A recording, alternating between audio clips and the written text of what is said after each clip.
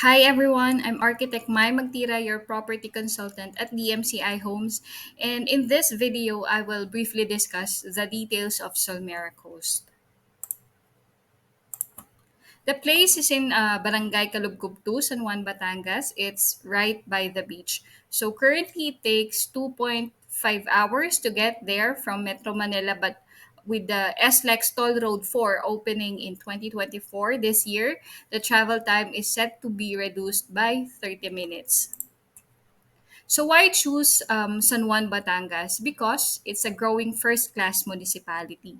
So it's developing, especially in the tourism sector. So in 2020, it became the most visited LGU in Batangas due to its closeness to Metro Manila. So investing in a place before it is fully developed is smart. So why? This way, we can maximize the potential high value of our investment, which is your main goal as investors.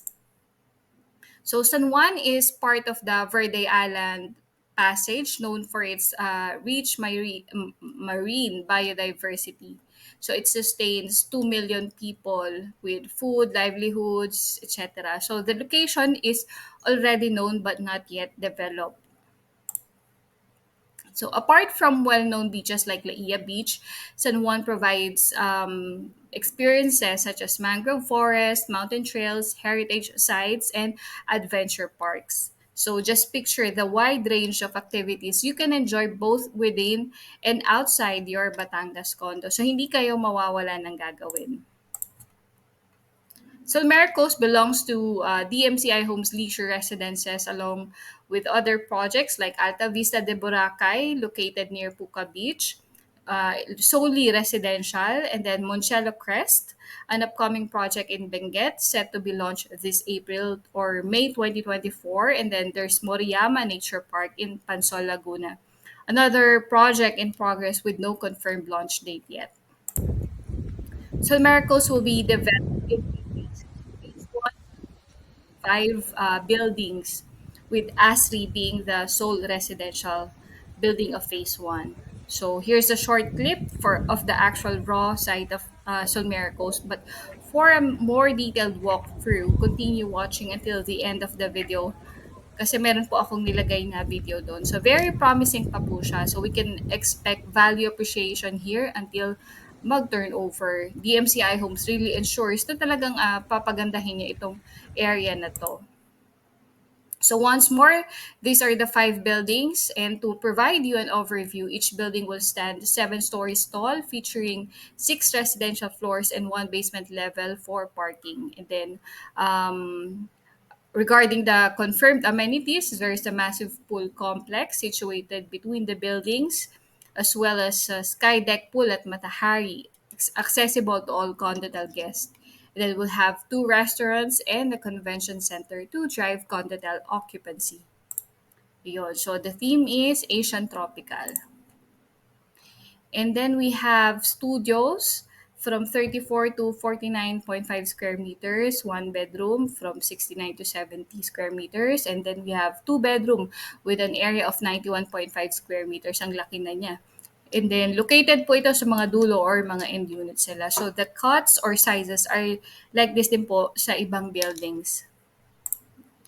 Now, I'll be showing you images and perspectives of Solmera Coast, and I'm proud to say that DMCI Homes will deliver ng gaganito kaganda. So, expect niyo po siya na ganyan kaganda. So, ayun.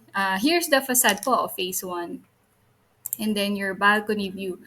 Okay, so all units in the condotel and residential are with balcony as far as phase 1 is concerned.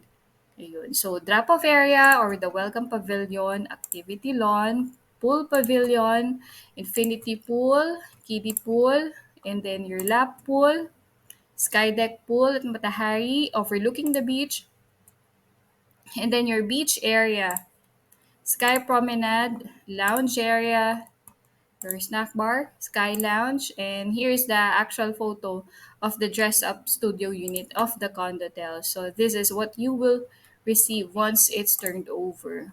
So keep watching po until the end of this video because I will share a longer video of the fit out unit. So ito po yung unit na ipapalis nyo sa future.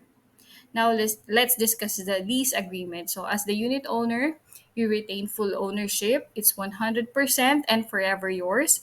And this isn't a timeshare arrangement. So once you fully pay for the unit, you will receive a title as evidence of ownership. So after the down payment period or turnover, unit owners must participate in a 10-year lease agreement. And during the 10-year period, owners have the option to withdraw from the Condotel agreement and convert the unit to residential. Hindi po pala during, after the 10-year period. Ayun. So, pero if you want na residential, meron tayong as rebuilding. So, if the client chooses not to renew, they must notify a year in advance, which would be during the ninth year. So, within the 10-year period, you can sell or flip or transfer the unit, but the new owner must adhere to the lease agreement. So the voting rights will be granted to the hotel operator to ensure the seamless continuation of the condotel business. Yan. So now let's talk about the revenue model or paano kayo kikita dito sa condotel business. So revenue is pooled 100% and then distributed to the unit owners regardless if it is used or unused. So the higher the occupancy rate, the better for the unit owners kasi mas malaki yung paghahatian ninyo. Yun. And then the DMCI naman will really make a way to drive condotel occupancy. I'm sure gagawin po talaga ni DMCI ang best niya given that this is the first condotel project, the first in Batangas, and part of leisure residences pa. Yun. And then you will receive 30 complimentary points annually with reciprocity use. So these points are non-cumulative, transferable, and do not include breakfast. So for example, if you acquire a studio unit, you will receive 30 points. So you can use these points to book studio, one bedroom, and two bedroom units. So any room, regardless of your unit type. So for example, two-bedroom unit costs 2 points. So if puro two-bedroom mga avail nyo, that would mean 15 room nights. So it's up to you po how you will spend the points. Here are other important details to know. So the reciprocity allows you to enjoy free room nights at other leisure developments like Moncello Crest in Benguet, Alta Vista in Boracay, Moriyama Nature Park in Laguna. So kahit sa uh, Batangas kayo bumili ng property, ma-enjoy or magagamit nyo yung points nyo sa ibang properties ni DMCI. Ayun.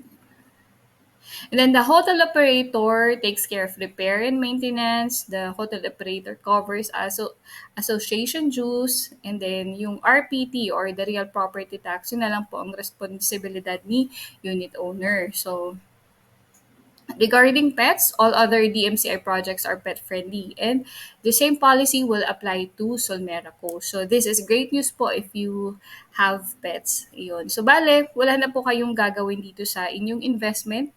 Maghihintay na lamang kayo ng inyong profit monthly. So for the computation, I prepared the sample here for a studio unit with a size of 34 square meters with the lease price of 7,453,000 pesos. Then we'll pay 20%, which is 1,490,600 pesos less the 20,000 reservation fee that we need to pay this month to secure the promo. And then yung 20% na down payment less the 20,000 reservation fee spread into 46 months or from April 2024 to January 2028. So our monthly down payment is 31,969 pesos and 57 cents. So no spot cash required po. Yun. So then come Feb 2028 or the turnover date, the balance will also start either bank, in-house financing, or cash. So for detailed discussion, please message me. And then we offer standard promos po for additional discounts. So if you increase your down payment starting at 30% down payment, makakakuha po kayo ng 4% discount. Or second, make a 100% payment within a month. Third is opt for spot cash with a minimum of 100,000 pesos. And we can also lower the closing fees. So if you like more information or sample computations, please let me know your preferred payment terms and I will explain these options further. And para makagawa po ako ng sample code. So here's my unique QR code. You may register here if you would like to schedule a site viewing, request for sample code, or even a Zoom or face-to-face meeting with me. So hopefully this video has been helpful and I'm looking forward to hearing from you. Thank you.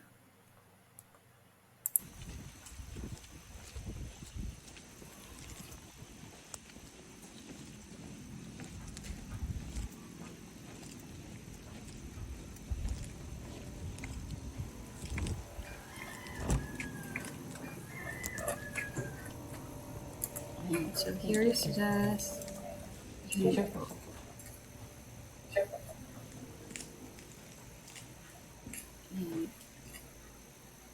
the toilet.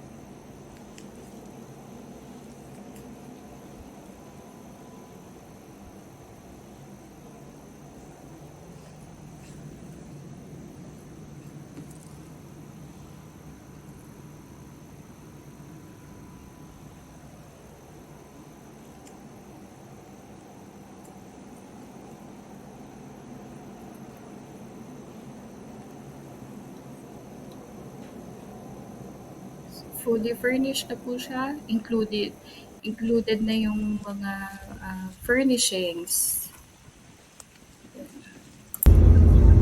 Next is the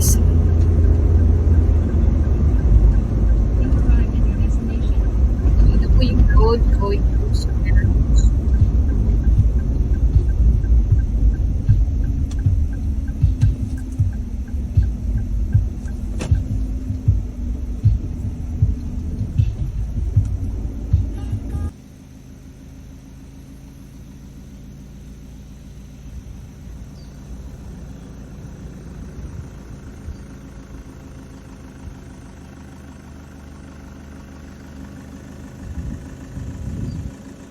Ropa po siya.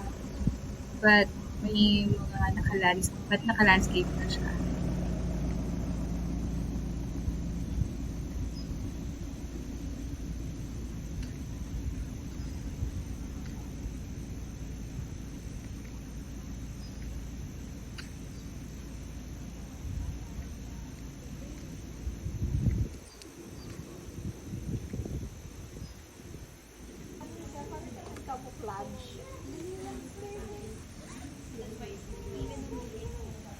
Yun po yung golf cart. Yun yung mag-iikot sa atin, mag-tour sa atin sa site. Ito po yung parang clubhouse. Yan, dito usually nagmi-meeting pansamantala ang mga clients and agents. Yun po is si Matahari Building. Nag-uumpisa na yung kanyang construction.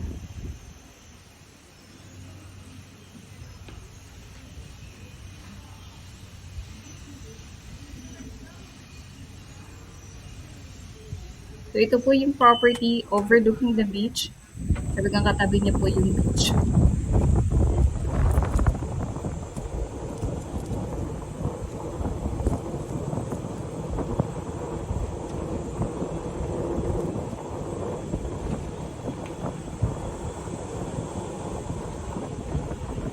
May mga cottages na